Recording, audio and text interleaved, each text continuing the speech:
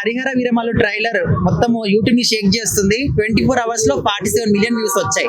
So Pushpa 2 కి 24 hours లో 45 millions వచ్చాయి.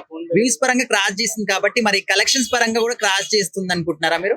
అంత పుష్ప కన్నా రెట్టింపు కూడా క్రాస్ చేస్తుంది. ఎందుకంటే హరిహర వీరమల్ అంటే పవన్ కళ్యాణ్ అంటే ఒక సూపర్ డూపర్ హిట్ అవుతుంది ఈ సినిమా కూడా. ఎందుకంటే ఇప్పుడు మనం చూసుకుంటే గిట డిప్యూటీ సీఎం అయిన తర్వాత మొట్టమొదటి సినిమా కాబట్టి కంపల్సరీ ప్రజలు కూడా మరి రాజకీయ రంగంలో ఉన్నాడు. ఇప్పుడు సినిమా ఏ విధంగా ఇచ్చినందుకు కూడా ప్రజలు కూడా ఆకాంక్షించారు. సినిమా ఎప్పుడు రావాలని చూస్తారు కాబట్టి కంపల్సరీ పుష్ప కన్నా డబుల్ రెట్టింపు కూడా రికార్డ్ బ్రేక్ చేస్తా అని చెప్పేసి నేను అనుకుంటున్నాను. ఇప్పుడు పాండియా లెవెల్లో కూడా ఫస్ట్ సినిమా కదా పవర్ స్టార్ గారిది.